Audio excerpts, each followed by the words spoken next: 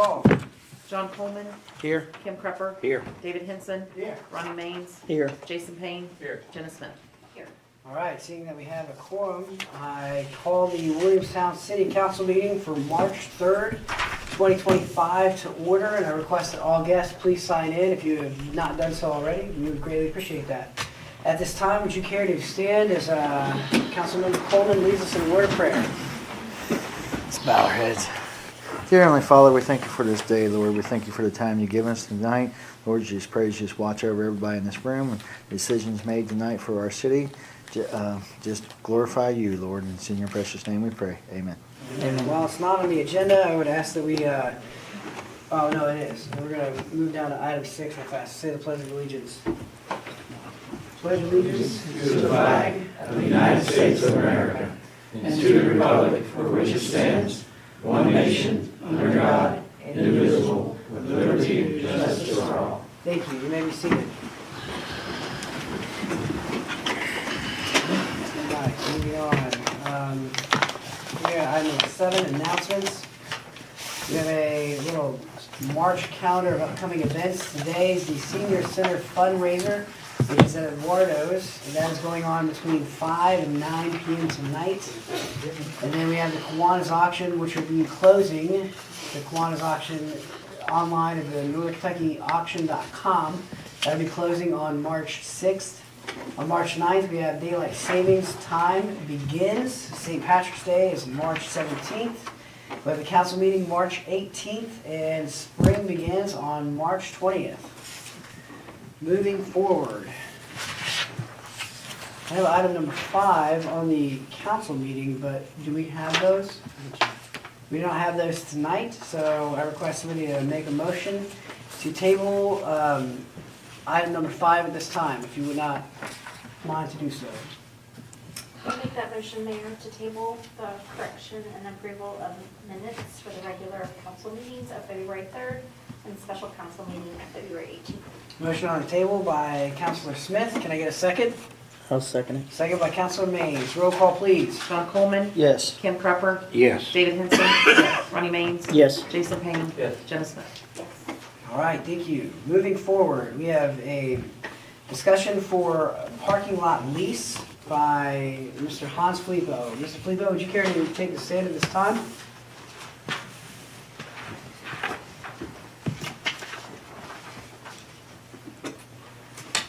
Good evening. I was requesting to lease the property across from the Blue Church and behind the bank building on the corner to put electrical vehicle chargers in. We prefer starting with about 5.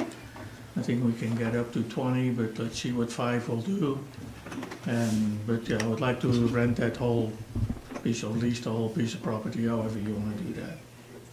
So I know that last time we had a couple questions when Mr. Filippo was not present, and some discussion on, I know Councilor Coleman had asked, would there be the ability to have other parking still in the parking lot? And one of the things that Mr. Filippo and I kind of decided was yes, the 5 charging stations wouldn't take up the entirety of the parking structure, so that there would be places for parking for people who did not have an EV vehicle. I know that was one of the questions we had. Was there other questions that we would like to ask Mr. Filippo after reflection of the last council meeting? What type of investment is that? I mean, I'm just wondering, like, do you have plans? Because that sounds like power and all that. Has to be- Anywhere between 100 and 200,000 per unit. Okay. So it's a major investment. Now I can do, that is for the supercharger. Now if I do smaller ones, it'll be cheaper, so I would like to do a mix of the different ones, because I'm not gonna put 5 $250,000 superchargers right next to each other. Now- I mean, that's a total loss there. Yeah. Redoing, like repaving the area and At the moment, if I start out with 5, I would leave it as is, but yeah, as necessary, I will. okay. You can look at all the properties that I do. I mean, I clean them up, I make them nice, and Yeah. I'm just wondering, like, to protect your investment, I don't know if there's cameras or, I mean, I'm just thinking ahead, like, how do you secure a location like that that has that type of equipment on it? No, you put them out, what are they gonna do? But they can easily, on the bank building, which I own, put several cameras, and I may do that. We have it behind Hansi also. And one of the things that would require the EV charging station would be electricity, so that the city of Williamstown would also be able to provide. Now, I know that some charging stations are free, but would these be you pay you park there and you pay a fee to charge your vehicle, or how does that work? Okay, I don't understand the question. So, I'm In pretty California- deaf and I only Okay. have one hearing aid, so. I know there's areas where you can go and charge for free, but in California, they had a fee where you would dock No, you get a for fee. 2 hours and you would pay a fee to charge your vehicle. Right. Is that what you're looking to do is? Well, I have to, because I need to pay back for the equipment that I'm gonna put in, yes. Right, But I wanted to start out with 5. Right now, people come out of the ark, they're gonna say, okay, let's go grab a bite to eat. Let's go to Florence, let's go to Georgetown. We park the car, we go shop, we go do whatever. They don't have an opportunity in Williamstown because it's not there. So I just wanted to see, let's put 5 of them up starting out. And if it goes, then we'll put 10. If it goes, we put 15, and hopefully up to 20 if it really would be. But that would only be good, because it only attracts people. And it keeps them over there, 45 to 45 minutes to an hour. How long are you planning to open the lease for? Are you looking for a long-term lease or? Well, I'm open, but what I don't want to do is install all the equipment, and then after 1 year, you say, well, I don't like it. Now, I would probably pull out sooner. If it doesn't go, I'll be the first one to pull them out and put them someplace else, Okay. being outside Williamstown. Have you thought about starting like in one of the parking lots that you already own and trying to, see how it goes with one of them, instead of leasing a whole new parking lot? Okay, and then if it goes, then what I'm gonna do? So I'd rather have this thing open that I can start going than sit over there, okay, now I got one, it goes, and where I'm gonna put it now? I don't know of a good spot where I could put it. How many parking lots do you already have downtown? Well, I don't know, I've never counted them, but if you're talking about the one next to the building on the corner at the stoplight, I wanna make that a patio, so that all disappears Yeah. for outside seating. Well, I'm not talking about anything, I'm just wondering how many parking lots you already have downtown. You have a lot of parking downtown already, do you not? Well, I don't have any in downtown. Do you mean how many does he lease from the city? Yeah, Okay, that's a different question, sorry. he controls. Yeah, so you have 2, correct? The one behind Miffy and then the one behind Opus Pizza? Well, behind Miffy is not me, that's you. Public. Yes. Yeah, but do you lease that part of the parking spot? No, Okay, I just have one spot behind the hotel where I'm allowed to put a patio in. Okay, I thought you leased the whole back No, spot, I I- apologize. I Okay, was open for that, but you weren't. okay. That's fine, I didn't know, I was doing a legitimate question. With that kind of investment, that's what surprises me. There's a lot of money you gotta put into this, to put into a leased lot. And, it came to mind, the 2 areas that you own that are, beside the old hotel, you own that lot there between it and the clerk's office. Well, there's gonna be another hotel sitting over there, so that'll be. So you're gonna take that out and eventually put a hotel there. Yeah, Well, the old Wigginton block where it's concrete paved beside the bank, I would have that's gonna thought, be a patio. that's all gonna be a patio. So I really have a little bit of parking in the back, where the patio is gonna be, but that would be for normal cars. So then I was looking, then if I can go into the other one, which is across the street, that would be perfect. And I'm not hurting anything, because if it doesn't work, I'll take those things out and you still have your parking lot. And if it does work, I think it's a great marketing thing, because people with the electrical vehicle driving, and it pops up on the screen and it says, okay, here are the charging stations. Right now it's Florence and Georgetown. So now they can say, hey, we can go to the Ark. After the Ark, we can go downtown Williamstown, plug it in and do some shopping, do whatever we want to do. and then we go on. But you're wanting to lease that entire blacktop paved area. Well, I would like to, and if I don't use it, I mean, it doesn't matter, it'll still stay regular parking. It is just, it gives me the opportunity to keep adding on. What I don't wanna do is come here, I got 5 of them, it goes decent, I walk up here and say, hey, I'm gonna put another 5 in, another 5, and you say, no, 5 is enough.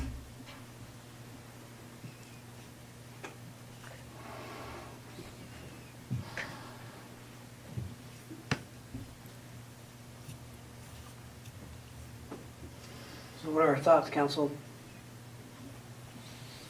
As I mentioned last time, I don't see the negative towards the city at all, 0. The only thing I'm promoting is marketing for downtown Williamstown to say, hey, they're overkill, let's go park the car over there and done. And as of right now, that parking lot is not being used that much.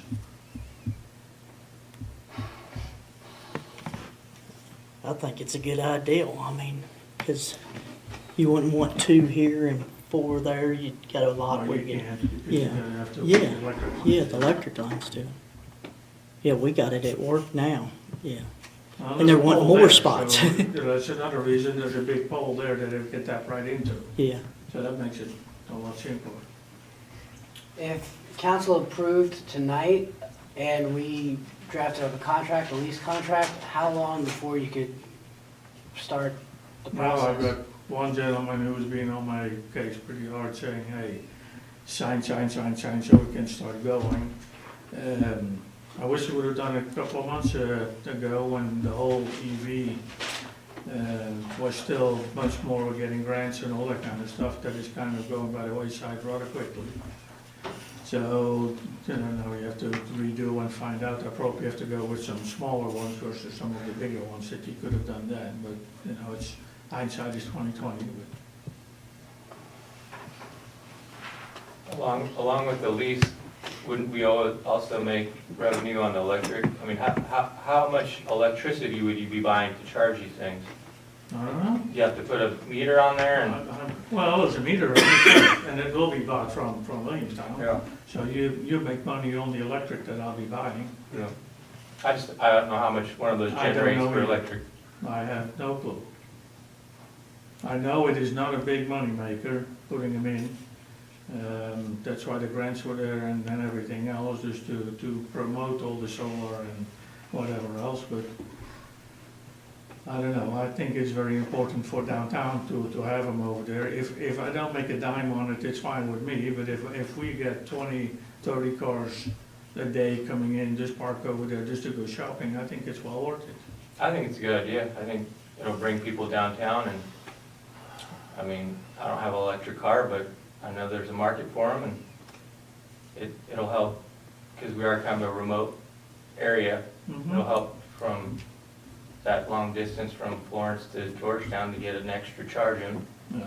A lot of people from the Arc would probably appreciate that, but I think If it's you a good idea. think about it, if you're in an Airbnb here, you're in a hotel here, and then so on. Once I do the hotel, that's what I said, if it doesn't work here, I'll put them at the hotel, I'll move them.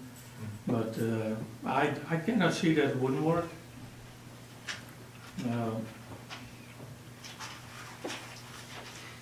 Other than a lease, what else would you need from the city? No, nothing. $1 lease for 30 years would be beautiful, but I understand that's not what I'm gonna get. But no, if you can do something like a 5-year or a 10-year, I'm good with it. You know, at that time, we know what is good, and I would assume if it is really good, you're not gonna say, go away. Yeah. What about the liability too with insurance and people going over there to charge it, or, I don't know anything about the charging stations, but electrical shock or a fire or, I don't know, I'm just thinking, look at these other. Separate companies, so on all the companies I have, I automatically have liability insurance and whatever else. Well, I'll have that on this too, whether it's a parking lot or whatever with on there that are EV chargers on there, so. Guess that's something you and Frank and everybody could look at. Council, how would you wish to proceed?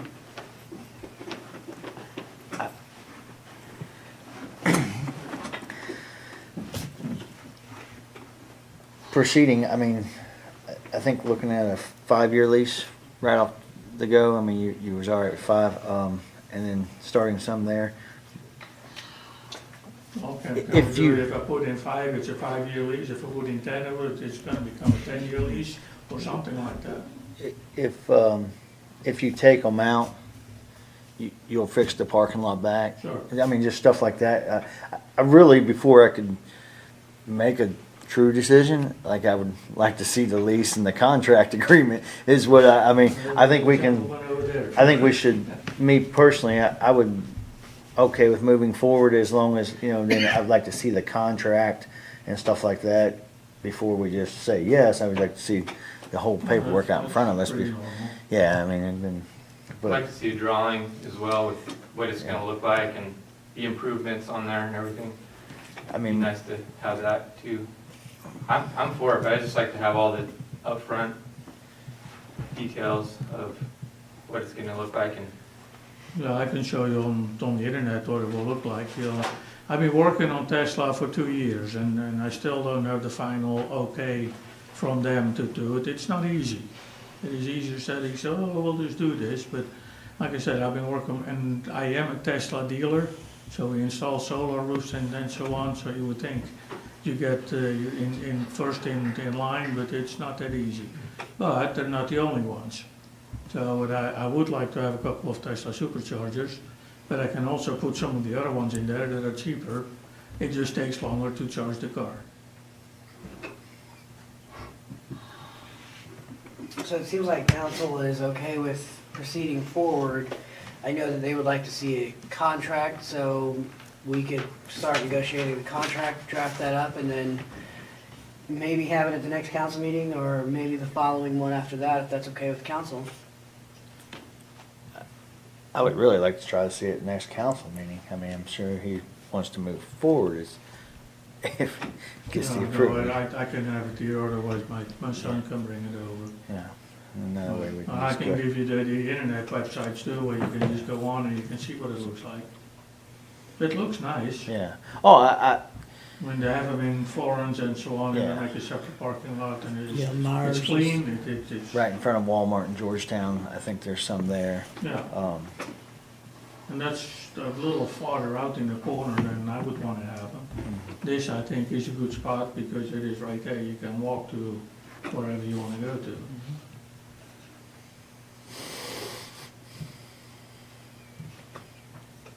Have something drafted up by hopefully next council meeting? Is that fair? Yeah. Have something drafted up by the next council meeting? Okay, yeah, that's fine. Okay? All right. All right, Thank you very much for your time, sir.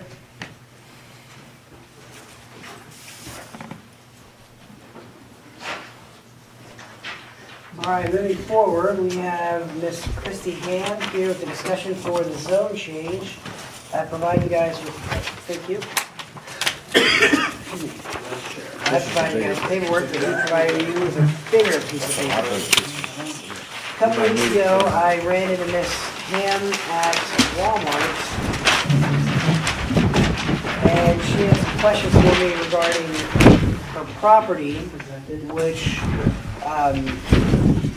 we all thought was zoned differently. However, when she started the process of hiring Mr. Logan Murphy to draft the schematics for this, what am I thinking of? What's the word I'm thinking of? Housing. It became clear to her that it was zoned incorrectly and that we would have to go through the city to get a zone change. So she wanted to discuss tonight the possibility of the city council approving a zone change. I mean, I can't approve it tonight, but discussion about proceeding forward with a zone change. Mr. Murphy, you have the floor. Yeah, Mr. and Mrs. Ham, they own about 53 acres up here. It used to be part of what used to be the Conrad Farm. In 2006, the city rezoned the Conrad Farm to PUD. For some reason, they didn't rezone the whole thing, okay? Not quite figured out the rationale for that, but that's 06, that's almost 20 years ago, so we're not gonna worry about it. Of the 52 acres, 11.9 of it is currently zoned PUD. You got 38.4 acres that's zone A1. And there's 2 tracks in Dry Ridge. And it's kind of funny, the 06 zone change PUD actually included part of the property was in Dry Ridge. So we're not gonna touch that mess if we can help it. But anyway, what we've done is we went and laid this out as PUD based on your all's regulations. What we've got is 153 lots, 137 of them are single family, and we've got 16 that are multifamily. You know, they're large enough for an 8-family unit. We've got about 18% of the site is set aside as green space, about 9.5 acres. And, you know, you can see the breakdown on that drawing. But what we'd like to do is basically get a feeling from city council before we go to planning commission if this is something that you all would support, and so that we can, you know, proceed with going through the planning commission. Council? What's the current zoning and what are you trying to move it towards? The current zoning in Williamstown is A1 and PUD. Okay. The About agricultural and? agricultural and PUD, which is planned unit development. About 22.5% of the site is already PUD. So what we would like to do is the remainder that's in Williamstown, which is 38.4 acres, is go ahead and change that to PUD to match the rest of it. And what would, is that, remind me, what's PUD stand for? Planned unit development. Okay, so you can, what kind of housing can you put on there? You can put single family and duplexes, 4 families, 6 families, up to 8. Okay. It has to meet the R3 zoning. That's what it says in the PUD. You can also do commercial. However, all the frontage on 25 is in Dry Ridge, so it really doesn't fall into yours. So at some point, she may want to, down the road, rezone that part to highway commercial, but that would have to go through Dry Ridge. So that's one issue at a time, you know. Would all these be in the city limits or? Everything on here except the frontage, you can see there's magenta lines on there, and that is basically the boundary between Williamstown and Dry Ridge. So very low. All of the 53 acres is in Williamstown except for about 2.65 acres, which is in Dry Ridge. And part of that is, 1.35 acres is A1, and 1.3 acres is R1. All I'm saying is these would be in city property, not county, right? Yes. Because It'll be taxing wise, if you're looking at houses here, I think that's a good, the bulk of the project, all except for the 2.65 acres, is in Williamstown. The rest of the 2.65 acres is in Dry Ridge. So it's not really concerning you. Excuse me? Do you have a question? Oh, no. well, Yes? will these be sold individually or is this like a development like, There'll be a development and they'll sell the lots to builders. I guess, Similar to what's going on over at Thoroughbred Run. okay. I like Thoroughbred Road because they have a quota every certain year to have to put in a few, or to have to put so many houses in, right? Quote? I thought they had to put in so many houses every year because they have a, They failed there for about 12 or 15 years because they didn't put any houses in there for a long time. So I don't know anything about it. I never heard of a quota before. They With the actually bank, did I have to think put there's 3 an a agreement year with the in. bank. Oh, did they have to put 3 a year in? Yes, it was part of their Okay. part of their I wasn't city. involved with the initial part of the Right, Thoroughbred Run, so I they had didn't know a that. minimum of 3 a year and they did comply, Did it? Okay. yes. Well, I would say now they're not having any trouble at all with No. that. And the beauty of this would be is that by the time this one comes online, they'll probably be sold out. Yeah.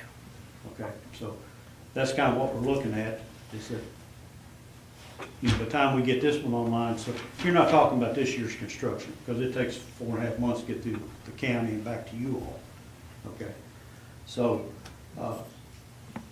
you're not talking about this year's construction, you're talking about next year's construction.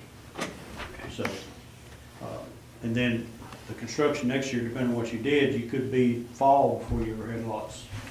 So you're at least a year and a half, maybe 2 years from having lots. Councilor Crupper, you had a question, but real quick, can you clarify something? Was that the Thoroughbred Run, was that a city decision or was that the county planning and zoning decision? It was a city decision with the developers at the time who owned a subdivision. I was just trying to get that clarified. Okay, you had a question, so. Do you have to take this same project to Dry Ridge, since part of it's in Dry Ridge as well? If she wants to rezone the frontage, here's the problem we got, is that the two parts in Dry Ridge are A1 and R1. Correct. Right now, I've got them laid out just as residential lots, but that could change. And if she wanted to maybe make those commercial, then she would have to go through Dry Ridge. Right now, I don't think that would be, the one track's not very good, and the other ones wouldn't be, it might work for something small, commercial, okay, but not anything big. My next question would be, has Ms. Ham, have you got the blessing of the Hogan's Mill subdivision owners down there? Because they like to come up here and complain when something happens. Not yet. You haven't. I would recommend you do that sooner than We'll later. hear from them at the planning commission meeting. Yeah. Okay. I just didn't want you to spend a lot of time until you got the blessing from that We bunch. were taking with you guys first, and Becky said she would handle getting the notification out to all the surrounding properties. Okay. Just didn't want you to spend a lot of time and I'm not going no door knocking. 111 developers is the one that did this PUD back in '06. Right, and I had it shown on the zoning map as totally PUD. Yeah. Well, what happened, I went back, and I did that in '08, and I went back and looked at the ordinance, and I only got a piece of the ordinance when, who was city administrator then? Doug Beckham. Doug, when he sent me the ordinance with the legal description, which was the total tract. And I just assumed that, it never occurred to me that they wouldn't rezone the whole tract. And, I think they was only buying that portion for some unknown reason. I don't know, but it didn't make a lot of sense to me. Correct. But anyway, the way it wound up is that almost 12 acres of this is already PUD. I think initially it was all 100% supposed to be PUD, and then for some reason it fell apart. I think the whole thing fell apart. Oh, it did, Yeah. without question. Yeah. I was Actually, involved with it, but, yeah. And I really thought at the time it was going to revert back to its old zone. Once they changed it, that even was talked about, but apparently it did not. That's not in ordinance. Okay, good enough. That's kind of an uncommon thing to see, but it's where it reverts back. It's pretty uncommon down there. Yeah, I know.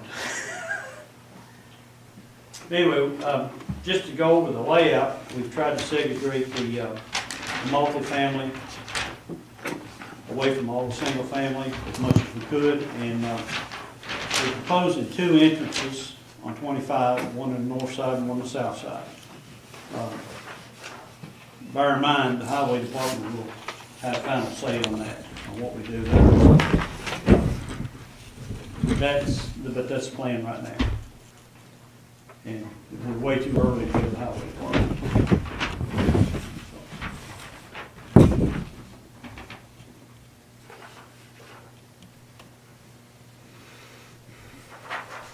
All right, Council, what do you think? What's that? Okay. I'm good, he's good. How are you guys? Okay, seems like council approves. You really can't make a decision. If you nod your head or shake your head, we know. If everybody shook their head, it's no need to go any further.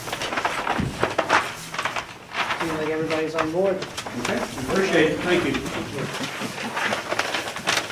Ham, we'll see you at some point down the road.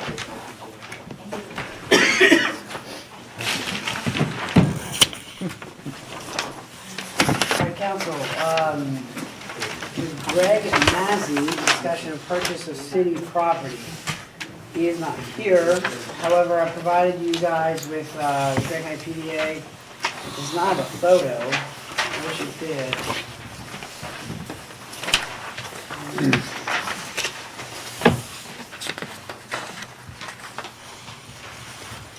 So, a gentleman named Greg Mazzy, maybe, purchased a piece of property in Williamstown on James Street, right as you cross, right past the bridge if you're heading south. And there's a small piece of property between his parking lot and the bridge that technically belongs to the city of Williamstown. He assumed, and as did I, the property was all probably one together, but it does not read that way in the Grant County PBA. And he was wanting to know if he could purchase the land from the city to use that for part of his, I believe he started getting into an Airbnb. So Superintendent Derek Collins and I went out there and assessed it. He was for it. I know I spoke with Superintendent Mark Miller. He was also for it. The only thing that would need to be the center would be there's 2 manholes, and then there's a pipe for the water. So we have a little bit of sewer out there and a little bit of water. However, that's common in properties that the city still has an easement, like a right-of-way to go in there and fix anything that needs to be taken care of. So both Superintendent Hollins and Superintendent Miller were very supportive of me bringing this to the council to see what they would like to do with this small little piece of land.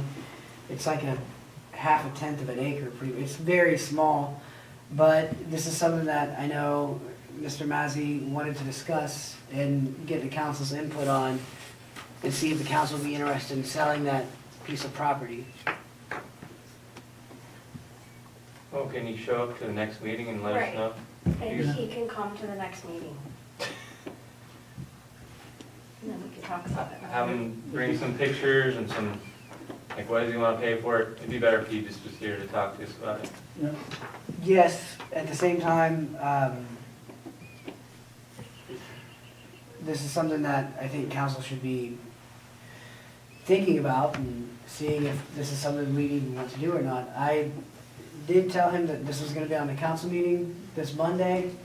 He was supposed to be here, I'm not sure why he is not, but, I mean, if the council's not interested in, I mean, It's not that we're not interested, we just want Yeah. to hear from him. What's his plans, like, is there any way we can get a picture? yeah, get a picture of it. Like a, What does he want to pay?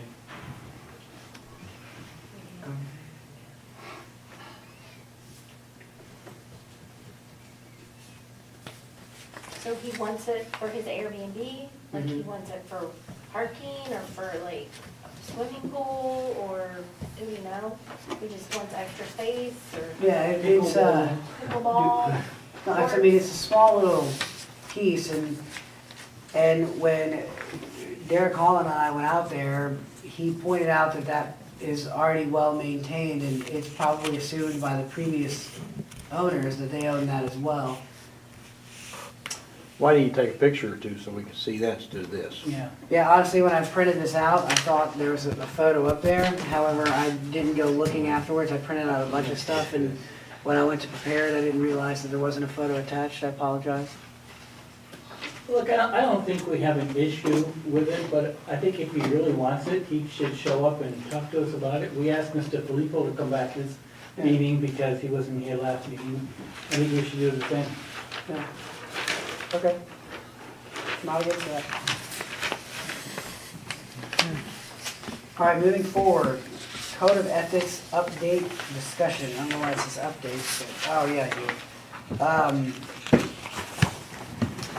I provided this for you the last city council meeting. I still wanted to see where city council was at on proceeding forward with updating their code of ethics policy and proceeding forward with this.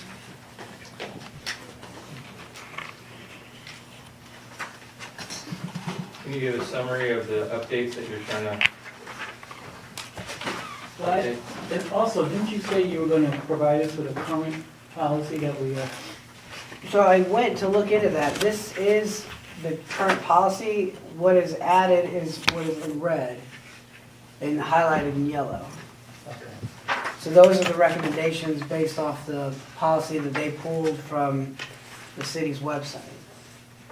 So yes, but when I started digging into that, I realized that this was the same one. So, Councilor Payne, to answer your question, when I attended the last KLC training conference, there was a big discussion on the city's code of ethics policy and how you can strengthen your code of ethics policy and become a certified city of ethics, which looks very good all the way around. And basically, if we adopt this model provided by KLC, there will be somebody from KLC staff that would come in and speak with the council about this, do a presentation for us, as well as after we adopt the model that they've provided, would come and speak to all the employees to go over the revisions and kind of do a fresh up of the policy. Is there a cost of this to the city, or does the KLC just do this, part of the, services? No, I believe there was a cost, hang on, let me look on the back. It should, well, it might have, okay, so it's not on this one. Sorry, I thought it was on.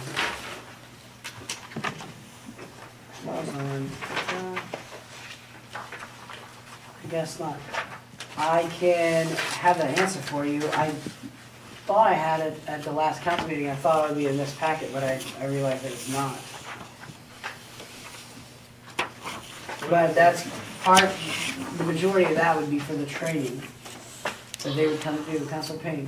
When was the last time our code of ethics been updated? Is this, how long ago was it?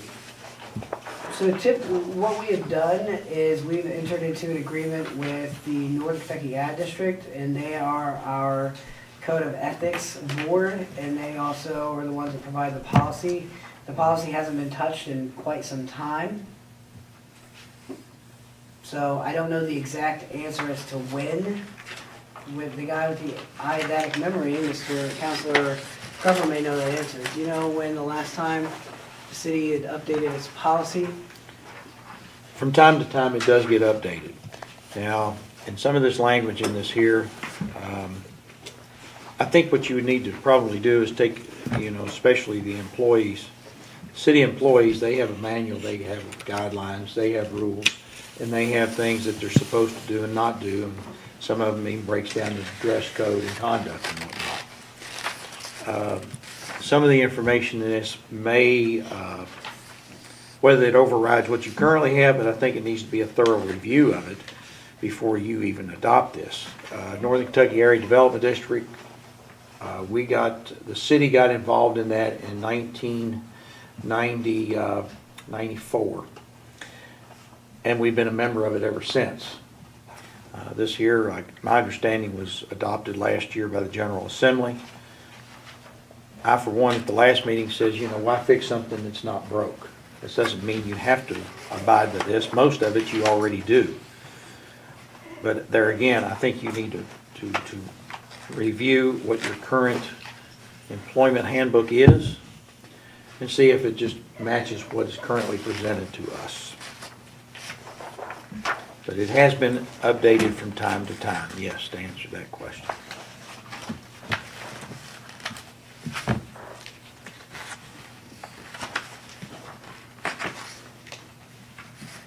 Any additional questions?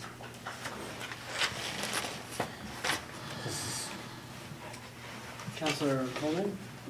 Is there any way we could possibly get a copy of that employee handbook so I can review it myself? Yeah. You should have one. He probably does not.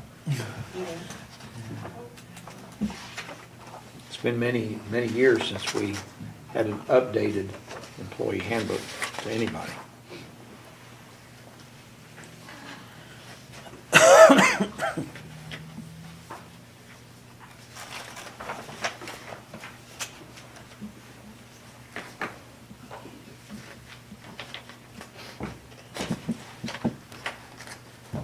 So how does council wish to proceed, other than providing an employee handbook to council members?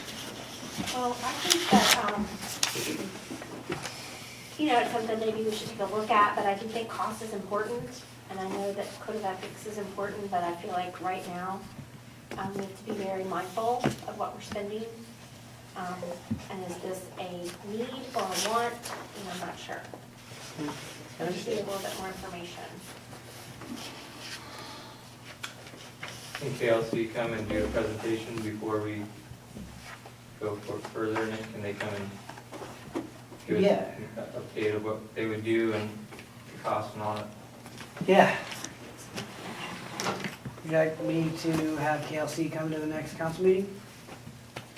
Well, I mean, I don't want to sit here and go through handbooks with the KLC, but, I mean, I don't know, I think just some costs and, I don't know, I mean, what do we have missing in our current handbook that's maybe really, really important that needs to be updated? I just don't feel like I have enough information to make a decision.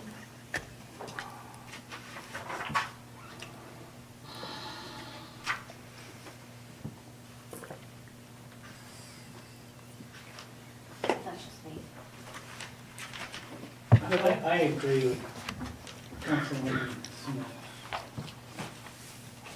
Okay. That works for me.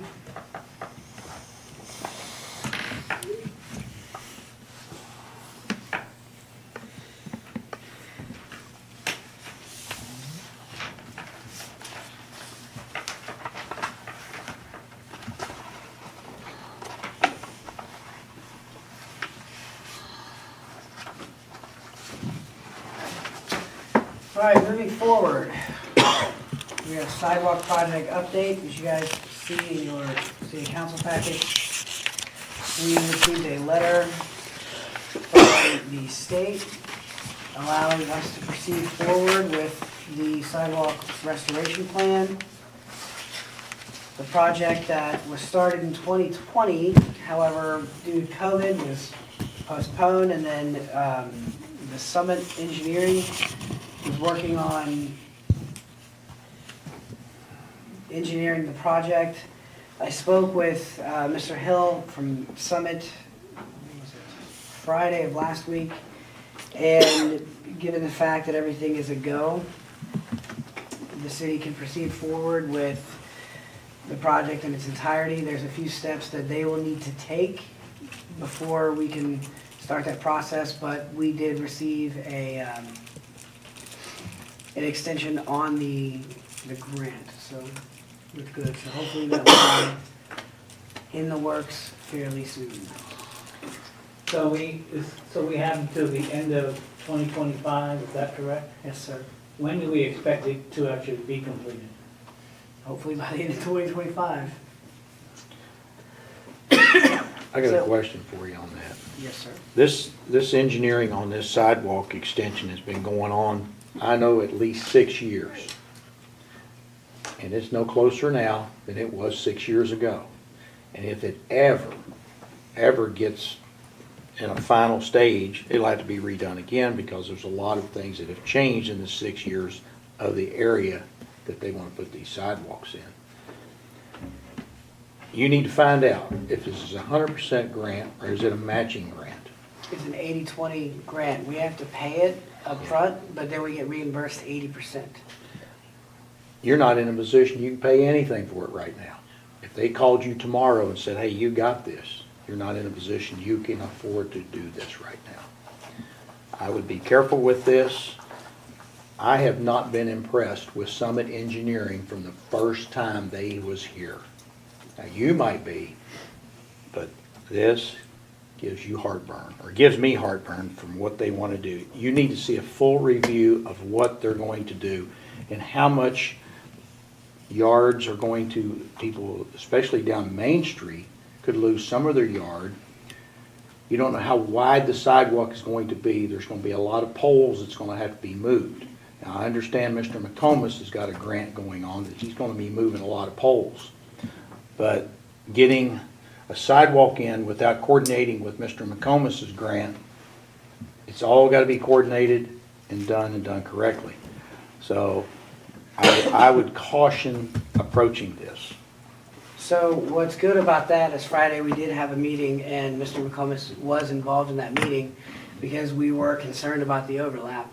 One thing that we determined was part of this grant, part of the funding does cover the cost for the pole removal. So by Mr. McComas getting the grant he's going for, that would, part of that, this project, that portion would be eliminated. So that would be something that we would still have money, but less that we would have to do. And that was something that we needed to take a thorough look over and see and determine if any overlap. And there's a little, it's not a ton, but there is a little, but Mr. McComas was there and he did speak with Summit. So I don't disagree. Also, we applied for this extension months and months and months ago. We just got It's it. been extended 3 times. That's what it's been done. Yeah. My point is getting back to the initial impact to people's properties Yeah. is the width of the sidewalk. That needs to be fully understand how much footage of yard people are going to potentially lose, or does it come out into 25? Yeah. The state won't allow that. But I would approach this with a lot of caution. And there again, the affordability, I don't believe the city can afford. Counselor Smith, sorry. Kim, was this the same project that we've been paying so much a year? Weren't we paying so much a year on something that wasn't happening and we suspended paying that? I'm not sure that's the same project, Judge, to answer that question. Mr. Skinner could probably answer that better than I could. This was started when he was the mayor. Yeah, this started in 2020, and this, to comment to this being going on for almost 6 years now, it stopped during COVID, so there was like a period of 2 years. The sidewalks never changed during COVID. Don't use that as the excuse. No, but The sidewalk never project, changed. no, but the project was halted. So the project was halted. That's why the first extension was granted, because this was something that was put on hold from COVID, not because of the sidewalks. How much have we paid already? I thought we paid like $900 a year. There was something that we were paying on yearly. For but I- design work. Yeah, for design work. Yeah, I don't so- know if it's this. We are paying for the design work, yes. However, we're getting reimbursed 80%. So the last straw that we did was like, I want to say 1,000 and some change or something. But then when we received that funding back, it told us paying about $500.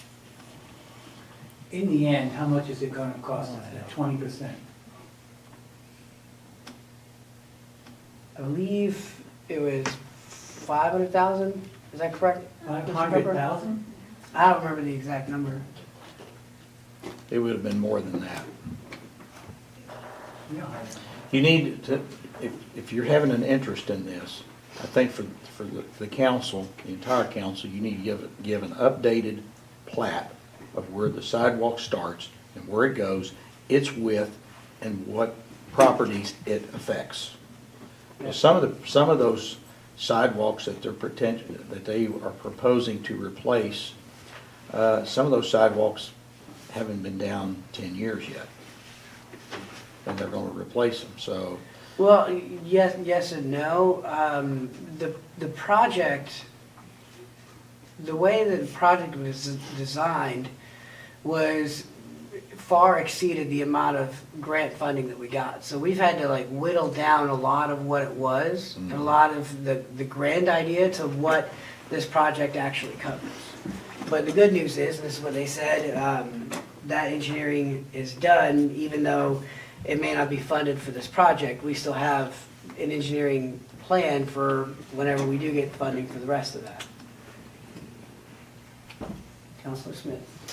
So since this was started before I was on council, is it a project it's already going, the ball is rolling, or is it something that we can stop, or is it something we vote on, or is it something that you as the executive branch can just say, okay, we're gonna do it, and the legislative body doesn't get to say anything?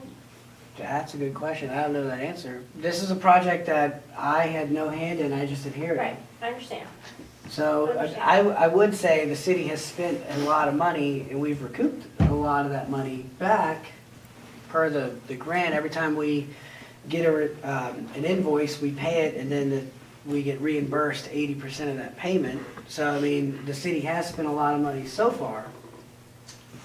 I agree with Kim, and I just don't know how, how we could finish this project, even if we just had to pay like $5,000. Like, I just don't see how we could finish it right now.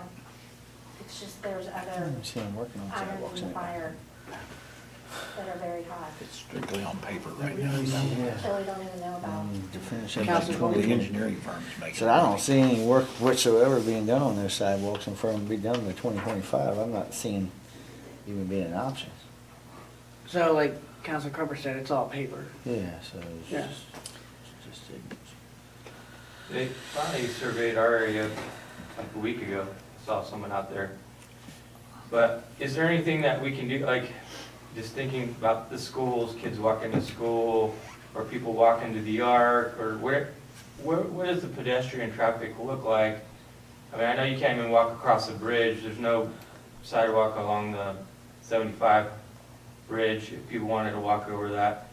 But is there, like, are we looking at redoing what's already there, or are we adding stuff to make it more accessible throughout the entire community? A bit of both. I guess that's what we need to see the plat. We need to see where all the sidewalks are. And Yeah, is this the guy that came with the board and set it Mhm. up? I was going to say, I believe we've provided that information Right. before. I can provide it again, I'm not against that, Is but that who it is? yes. Okay. And to answer your question, Councilor Payne, it is a bit of both. There are some areas where they'd be adding sidewalk, then there would be some areas where they are widening and bringing up to ADA compliance the sidewalk in its current condition. And I don't disagree, I think there's a lot of areas that need to be focused on. However, again, I didn't make this call, I don't know if council did or who did, but when the project was proposed, the project schematics that we have is what they've been going with for so long. When I took office, I had questions, and they said, you can't just change the location. This is the location, this is what we're looking at. And if we were to change the location, it would cost a lot more time and money. So I don't disagree, I think there's a lot of areas that still need looked at and assessed, but right now we have an 80-20 matching grant to be reimbursed for what has already been in progress. But again, I don't mind providing that information to you guys.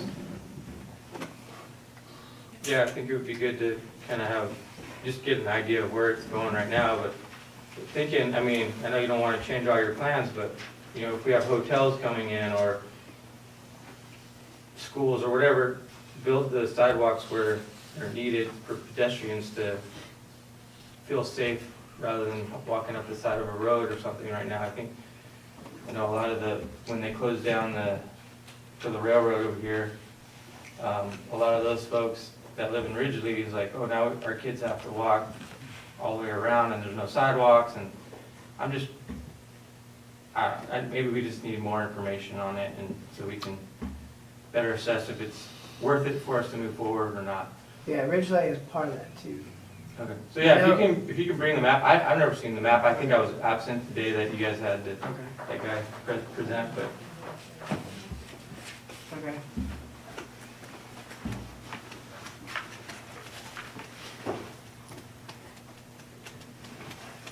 Okay. All right, any other questions? Oh. All right, moving forward, hiring update. I know that,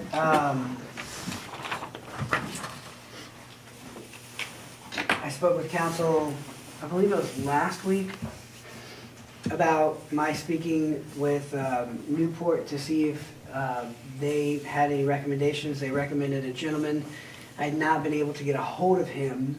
However, I found out in Frankfurt last Wednesday that the city of Newport offered him a job and he took it, so he's no longer available. So I sat down with the Northern Kentucky Ad, and they're gonna assist with hiring a city clerk and a planning administrator.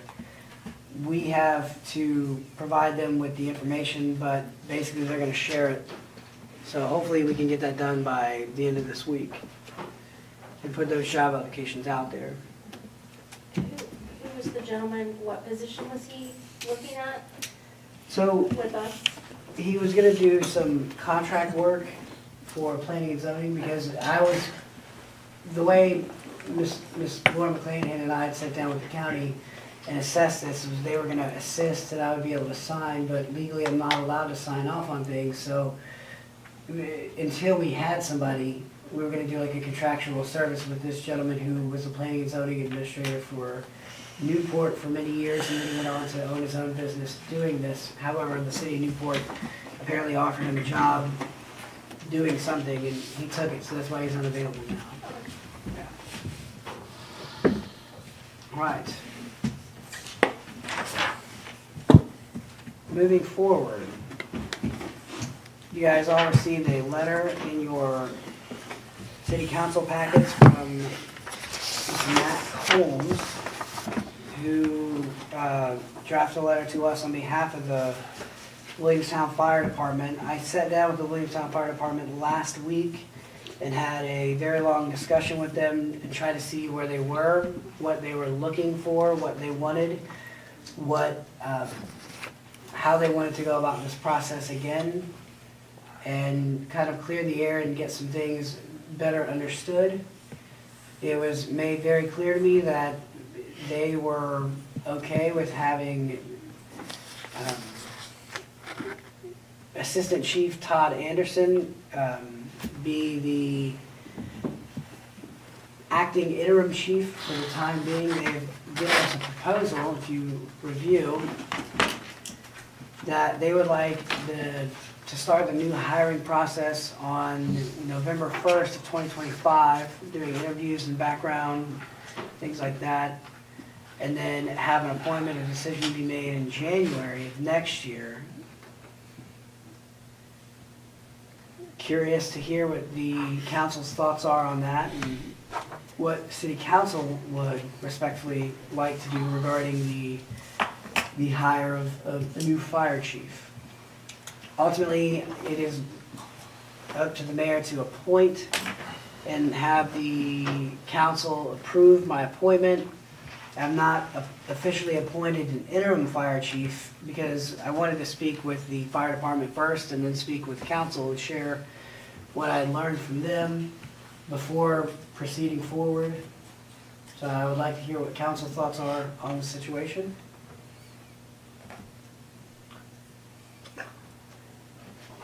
I think, was it Todd, as assistant chief, I mean, probably a good idea. I know he's been there doing it and he knows the role. Me personally, I'm fine with that. I did email Matt back regarding questioning why so late for the process to begin. He came back with some valid points. And part of it was just a cooling down time, just people to get used to what's happening, which I can respect. I personally believe I'd like to start the process sooner, but I understand why they want to keep it later.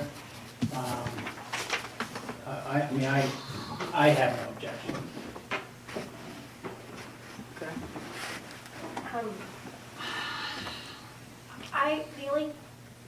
I'm fine with Mr. Anderson. My only concern was where he lives. I live in Bragg County, but I'm putting 36 hours a week in that city, that's far enough. I understand, but like you can't be here 24/7. No. So, and it's an hour drive here. I mean, traveled many roads to Bracken County. I've I'm lost actually them. stepping up to save the department, that's why I'm doing it. Yeah, I appreciate that. Because That was I just don't my want only to leave dry concern. age, I'm gonna finish my retirement dry age July 11th. Is my 20-year mark at dry age, but I've been on Williamstown for 34 years. I was with Mr. Crepper from the fire department years ago. Are you retiring then after? You was young then, Todd. Huh? You was young then. Yeah, I know, look at me now. But I don't want to retire for dry age, but I'm not going to leave Williamstown. I'm still going to stay part-time or whatever. I'm just here to save the department and keep everybody together like it was when I first started at Williamstown, Okay. because it was family-oriented back then. Now it seems like it's way out here. I'm trying to bring everybody back, and I think I could do that. But it's totally up to you guys. If you want somebody else, I'm fine with that. I still remain as assistant chief. Go on. Right. Yeah, no, I don't have any objection to you. I was just concerned about the time, like if there's a fire and you have to drive an hour over here, like who's in charge, how does that work? I don't know how it works. Well, that's when you got your assistant chiefs, Okay. or your captains or lieutenants, and, Okay. but I'm good, whatever you guys decide. It's the mayor's decision. I'm good with it. Anything to keep everybody together, yeah. Counselor Coleman? Todd, do you have plans on applying for the job at the end of the year? Yeah, once I retire, yes, if it goes out in a year, I'm gonna apply for it. I don't know if I get it or not, but I'll apply for it.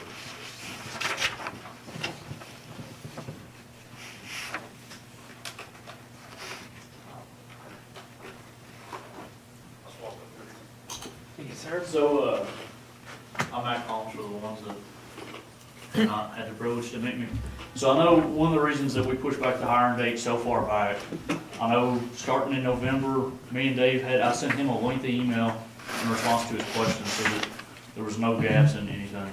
So the reason for such the length or the far out start process is we gotta look at qualifications for the fire chief. We've gotta look at the benefits package. I know that was one thing we spoke about on Thursday night. We want the people that is coming in and applying to understand what they're getting into, whether it's gonna be hazard duty, non-hazard duty, or stuff like that. That was one of the topics we spoke about. The last chief was under one understanding and Les had another understanding. So there's been kind of a gap with where we was at with Josh. So other than the benefits package, which wouldn't be on our part, I'm not sure how long that would take, or whether you all would have to vote on that or not to change it. Qualifications, they would need updated just for the basic instructor one, arson one and stuff like that, which I have a rough draft wrote up already that I can send out if needed. But that was the reason. We had 18 members present last Thursday. Out of the 18 members, there was not one member that was in disapproval of Todd being assistant chief or interim chief. We sent them outside so that they could tell us whether or not they did have an issue. Nobody had an issue. I reached out to the other members that was not present at that time, and they all said the same thing. They're good with Todd. Todd's been on the department for 30-some years. He knows it. He's been there. He's seen all the changes that's happened. He knows where we need to go to get back into where we need to go. But if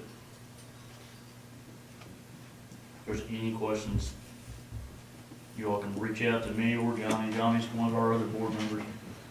But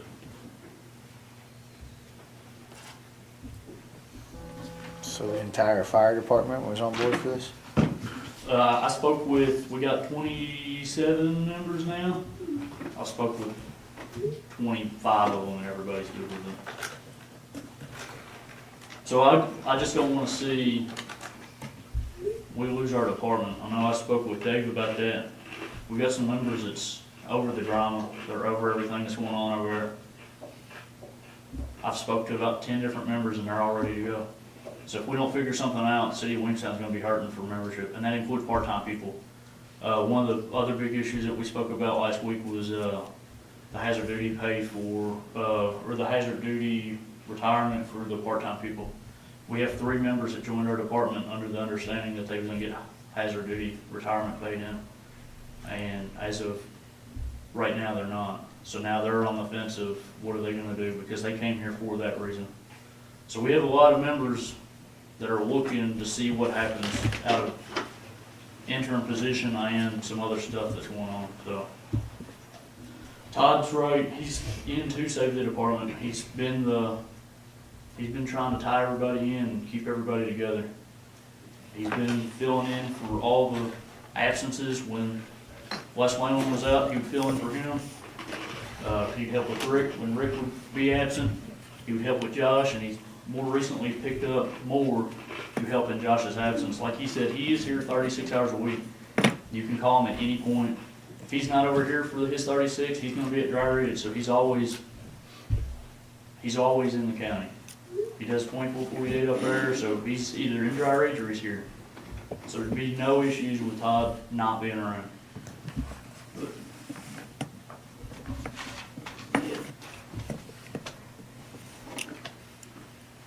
It seems like council's okay with that, and if council's okay with that, I will work on appointing Todd as interim fire chief, and I will have that on the next council meeting for council to approve. Sounds good. All right, moving forward, we have in the packet a proposal for financial accounting services for Ms. Vivian Lee. I had worked on drafting up something, however, she provided us an email.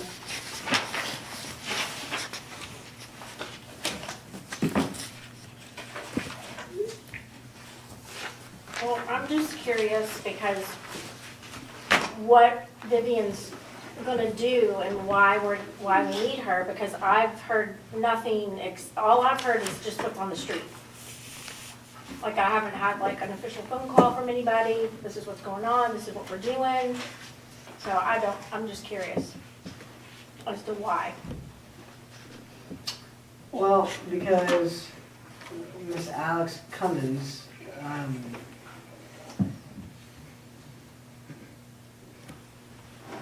kept a lot of what she was doing to herself and not providing any information to Lisa or anybody else down in the So clerk's Alex office. She resigned. Okay, I because received again, an it's email. just on the street. Yeah, I sent the council an email last week. I've heard stuff on the street and I stuff in the paper. Yes, but I provided you an email. I apologize if you did not get it. I'll have to go back and look, I didn't see one. Okay, no, I apologize. Last, what was it?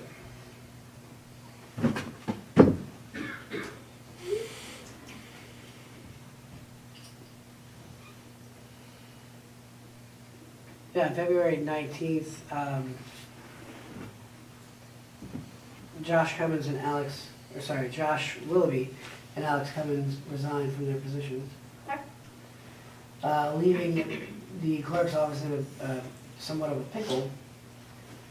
And there are several things that we need to look at. And while Miss Lisa Clifton has done a phenomenal job at stepping up, there are things that she was not tasked with or given an opportunity to learn or do. And some things were sort of, from Alex's perspective, no, I'll take care of this, and this. And in order to make sure we have everything right and kind of squared away, it would be very wise to bring Mr. Paul Maddox, Vivian Link, and Crystal Fryman in to assist and kind of get us caught up and figure out where we are and what we need to do and properly train Miss Lisa. Councilor Henson. Yeah, so as I'm reading this document that Vivian sent, things that concern me, and I'd like for you, Mayor, to be honest with everyone and answer some of these questions. She's got 6 basic items that she would be doing per your request. Correct / enter all ledger entries for all accounts starting July 1st, 24. Yeah. Reconcile all checking and saving accounts starting July 1st, 24. Verify accuracy of all fund transfers as of July 1st, 24. Verify all taxes submitted to federal and state starting July 1st, 24. Review current budget and verify accuracy to all budget ordinances enacted since July 1st, 24. Train existing personnel in items 1 through 5 once all is done and cleaned up. My question is, why does this need to be done? Why are we worrying about ledger accounts not being filled out? Here we are in March of 25, from July 1st, 24. Were they not done? What did you say at the very end? The ledger accounts, Yes. were they not done? Were they not done? Yes, that is correct. They were not. They were not done. Correct. Reconcile all checking and savings accounts starting July 1st, 24. How many checking accounts do we have? 26. And how many of them were overdrawn? Typically, if they were overdrawn, the city would be informed and we would rectify that Yeah, how many fairly were? quickly. At one point or another, or total? From July 1st until we found out situation that we're in, how many bank accounts or checking accounts have been overdrawn? At one point or another, probably all of them. Have we been late paying loans? Yes. Verify all taxes submitted to federal and state starting July 1st, 24. Has that been an issue? I believe so, yes. Review current budget and verify accuracy to all budget ordinances enacted since 7/1/24. Has that also been an issue? Yes.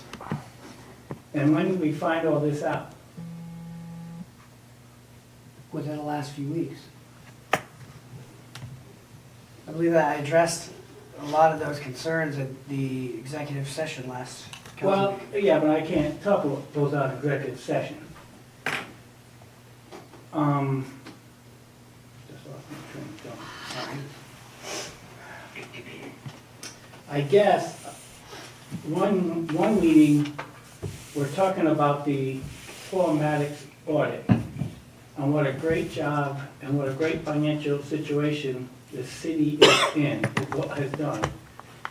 And then the next meeting, we're talking about ledger accounts, overdrawn bank accounts, taxes not being charged, not being brought in, to where we're bringing back people to help us get behind it. Yes. What happened in a month? Well, the audit was from 2023 to 2024. I understand that.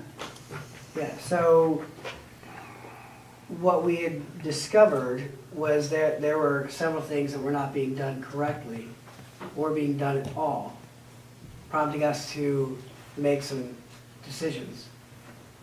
That being said, we still have to make sure that everything is as it should be. And with Miss Lisa being the assistant clerk, there was a lot of things that she was not privy to assisting with. I myself, and look, Vivian stopped working just before I got out of the council, and I had a conversation with her today. And I think she's more than capable of helping us out, and I appreciate that. And I would take her up on it. Perhaps not that, but anyway. But I would strongly recommend that we hire an outside accounting firm to do a forensic audit of the city's books, checking accounts, ledgers, everything there is to do in that office from an outside perspective, and report back to us to see just where we are sitting right now. And I did recommend that at the last council meeting too. And I said if that needs to be done, I'm not against doing that.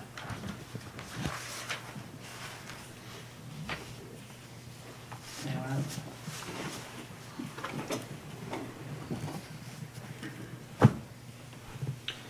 I agree a lot with what Mr. Henson is saying, exactly what he's talking about in all those 6 bullet points.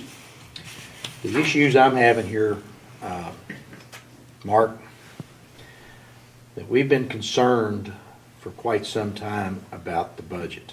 We've talked about a number of times that we as council members were not getting all of our information provided to us on a monthly basis. We were getting the same copy that we were provided July 1st of '24. And those numbers never changed. And I have called that out a number of times, and I've been ignored. Now, with what's going on now, and in the clerk's office, that unfortunately a clerk that's no longer here apparently is responsible for a lot of these issues. And yes, Lisa and Paige and I can't think of the other, Shauna, are doing a great job picking up the pieces here.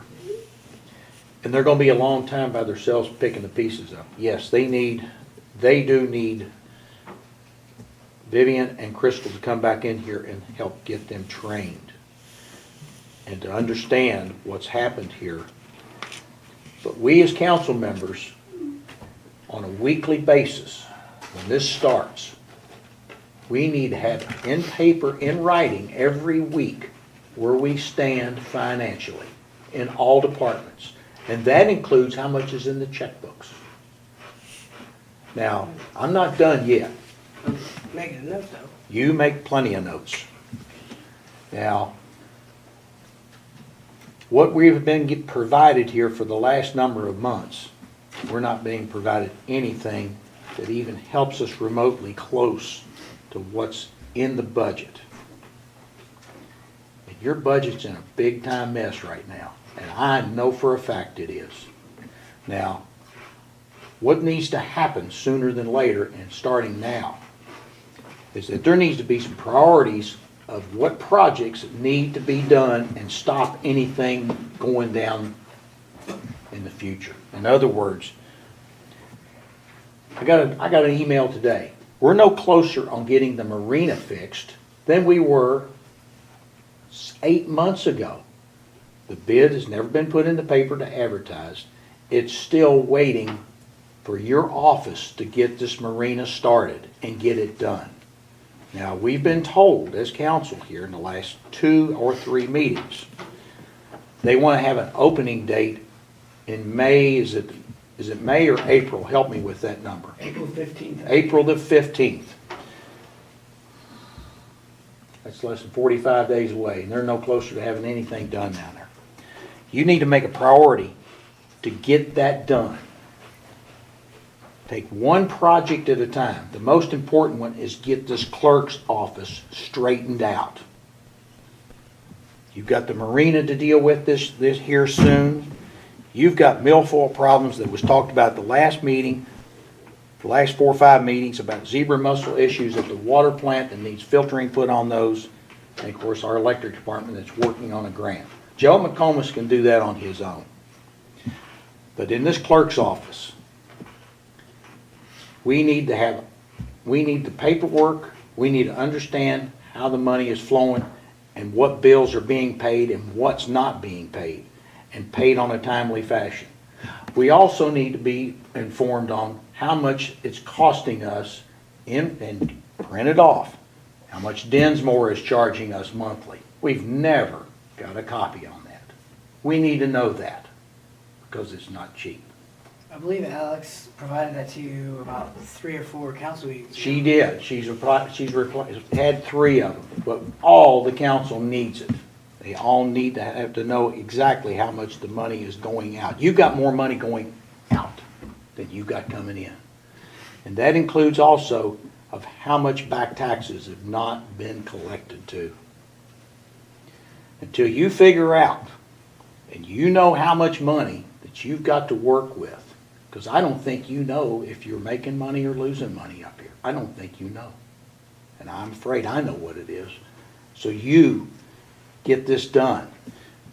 Crystal and Vivian can be very efficient in getting this done, and I have confidence that they can train. And yes, we may need to have outside eyes look at this thing. I mean, we really do, because the seriousness of it is, if you can't get it done, there has to be a different course of direction for you. To answer your question about the marina, they have a company that is working on the bid proposal packet. They're also seeking information from the state to determine how to best approach that. Because there's two different ways we can do it. One would be far cheaper than the other, but we need the state's approval. We need to have that as far as a permit, and the permit will be transferable to what the highest bidder is. You talking about on the gas lines or the building? The fuel lines, yes. Okay, fuel lines are completely different than the building. They need the building up first before they need the fuel lines. Okay. Have they even started on anything? There's nothing been advertised about getting construction done. Is that correct? For the building, Yes. I thought GRU was doing it. The building itself, That's what I was under the impression, yeah. it's the first we're hearing of it. Pretty sure we all agreed on that at council meetings ago. I didn't hear what you said. Me or him? You. I thought GRU was doing it. I thought we all agreed a long time ago that this company would come under the procurement policy, so we didn't have to put it out to bid, so they were going to do it. I thought a local contractor was building the building. I thought the GRU or GROW people were the gas line. That's correct. Yeah. I You think are they're- right. They're the So gas they- line. Oh, the gas Chavez, that Chavez guy. I mean, did he give us a bid? Did he give us a plan? Did he give us, Yes, that was all presented to council, well, and council approved that. Has anything been started down there yet? No. No. That's my point. So Brooks' email says February 3rd was the last meeting we attended, and the mayor stated the request would be in the paper the following day. As of today, it's not in the paper. Going back to mid-February, I asked for an update when I did not see the bid in the paper. At this time, Randy Paul emailed to say that the mayor wanted to meet with an engineer regarding the gas lines. Yeah, We so, were not present at that meeting, so I'm not sure what was discussed beyond description and scope of work already given to the mayor months prior. yeah, the description and scope of work was half a paragraph, and it's not enough to put out a bid proposal. We needed more information. We asked Brooke and Mark, we asked GRU, and we were never provided any additional information. I did say that, yes, I did say, could we have that drafted tomorrow? Because I asked Alex Cummins, do we have all the information, and can we get that proposal ready for tomorrow? She said yes. When the next day it came, I said, can we get started on that? And she said, well, I need information. We were never given any information, so I had to go hire a company to assist with that. hire a company to. I said hire a company, sorry, I apologize. They're assisting with helping put a bid proposal packet together. But they're looking at the schematics and they're looking at what needs to be done because GRU never provided any of that information. Yeah. How much is that costing? Like, it's gonna cost about $600, $700. But part of that is for applying for the permit to do the project, which will also be transferable to whoever is awarded the So, bid. I'm sorry, I'm trying to follow along. So if we've hired a company to come up with the plans for the schematics, but you already said Chavez was gonna do it. The building of the building itself versus the fuel lines. I'm looking at the fuel lines. That's what I've been working on, I is the thought we fuel were lines. talking about the building. See, I feel like we agreed months and months ago that Chavez was gonna build the building, everything was approved because it all came under the procurement policy, and we gave the green light to go ahead with the building. The fuel lines are a completely different thing, which is what I've been working on. Coleman. Last time I recall was $52,000 for the fuel lines with a 6% interest on the loan. And we had a couple of other things to figure out on that. But I don't know if the council ever approved that $52,000 for that loan. Because I know they talked about us. So council can't, because it exceeds the state procurement policy. Okay. Which is why I said we'll have to put it out for bid. The Council said, okay, well, we need to get that together. I looked at the clerk and said, can we get this done tomorrow? She said, yes. The following day came and I said, we need to do that. And she said, we need the information.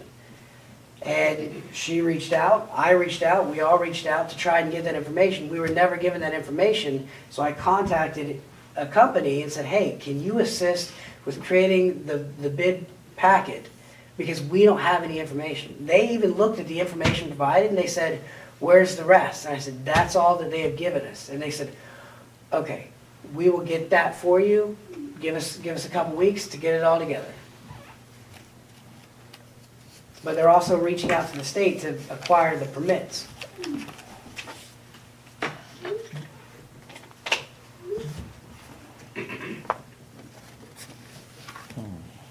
I don't know. I'm just at a loss for words. But I do agree with Councilor Crupper.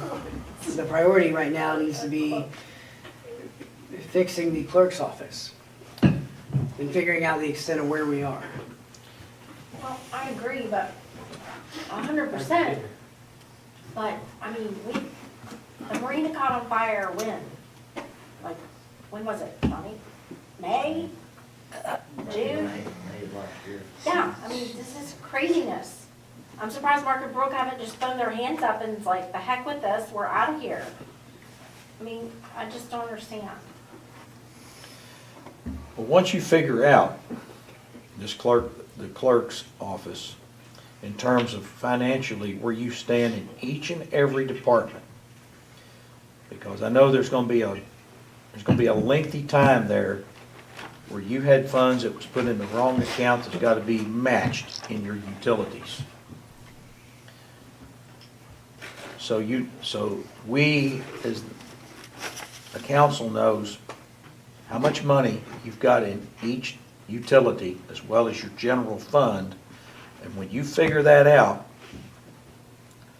no, when Vivian and Crystal figure it out and talk to the clerks there, and then they put it on paper, then they can match up everything. So when we get a spreadsheet, it matches what's in the bank. Because what we've been getting and what's in the bank is way off. Now, and when we get our spreadsheet and we get the accounting on the checking, and I'm sure when they get done, it will match, and we need to get that provided to us. So we know financially if you can afford to even put gas lines down there, or if you can afford to do anything. The priorities are going to have to be bullet points that we all have to agree with. And your sidewalk project that you inherited is way down the list from what we currently need to work on in our priorities. And to finish out what you've got to work with in this coming year budget, because from what I understand, what I have determined in your numbers, it's going to be late in this fiscal year that you're currently in before you can figure out exactly how much money you've got to work with to pay the bills and to keep the late and not have any more late payments on some of these loans. You've got loans that's going to be coming up effective in June that must be paid. So I err on caution to you about how you've got to figure out the funding on these things, and do not be taking on other projects and commitments. And spend it wisely. So don't come up with something that it's not a money-making generator, because we're not going to raise taxes. I agree. Councilor Coleman. Have we already agreed with a contract with Vivian and Crystal? No. We have not. No, so at the last council meeting, if you recall, I said that Crystal came back and started assisting a little bit with Miss Lisa. Vivian wanted to have me discuss it with council first.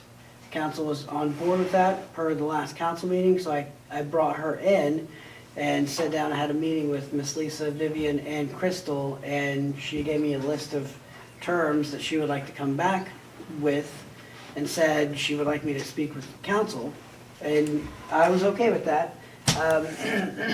Excuse me. And like I said, I was working on drafting something up, but she provided us this email, so she summed it up in the email. I'd like to make a motion to add to the agenda. To go in executive session under KRS 61.810.1F. Discussion and hearing which might lead to the appointment, discipline, or dismissal of an individual employee or member of a public agency without restricting that employee or agency member rights to a public hearing if requested. Got a motion on the floor. Second. Second by Councilor Crupper. Roll call. John Coleman, Yes. Kim Crupper, Yes. David Henson, Yes. Ronnie Maines, Yes. Jason Payne, Jenna Smith. Yes. All right, the motion has been made to add an item onto the agenda. Councilor Smith, all we've done is made a motion to add something to the agenda. I thought we just voted on it. To add something to the agenda, yes. And that motion is to go into executive session. That agenda item is to go into executive session. So, for the record, he has made a motion to add to the agenda an item that leads us into executive session. We're not in executive session yet. Somebody has to make a motion to go into executive session pursuant to, I got one thing I want to ask before we do that. And it surrounds the budget. Mr. Anderson, if you can, between now and our next council meeting, or the members of the fire department, please find out what your timeline is on your new truck. I was there this afternoon. Okay. There's a couple of things they missed on a drawing. He told me it could be July or August of the new budget. It could be July or August when the new truck. Of this year, then? Of this year. Okay, thank you. Yeah, that's what Joe told me. And it would be completed then, you're saying? Complete. Once it's completed, then we had to have the check. Okay, all right, that's important. Thank you. We did budget that in there. Sir? We did budget that in All right, I'll make the there. motion to go in executive session I'll second. pursuant to, pursuant to KRS 61.810.1F. motion on the floor by Councilor Henson, seconded by Councilor Smith. Roll call, please. John Coleman, Yes. Kim Crupper. Yes. David Henson. Yes. Ronnie Maines, Yes. Jason Payne. Yes. Jenna Smith. All right. Motion carries. Ladies and gentlemen, we are now in executive session. We'd like to take a 5 to 10 minute recess and then come back for use the restroom. We're gonna do it here or we're gonna do it in the conference room? Council, would you like to go in the conference?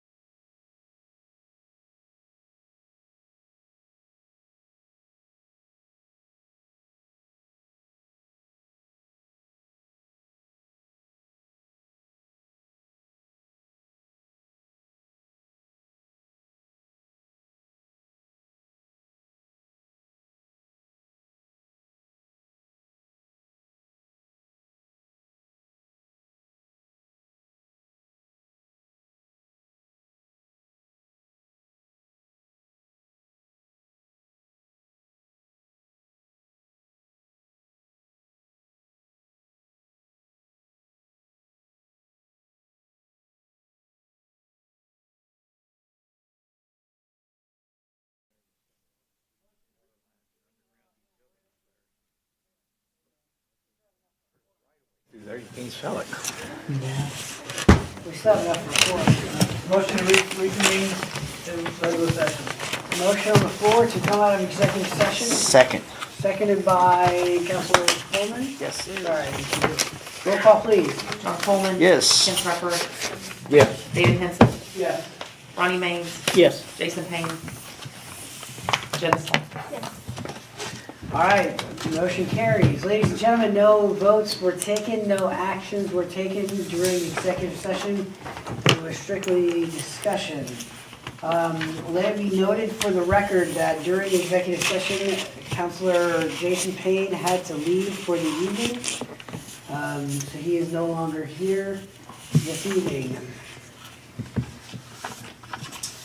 With that, I would entertain a motion. I'll make that motion. to Motion adjourn. to adjourn by Councilor Coleman, seconded by I'll second.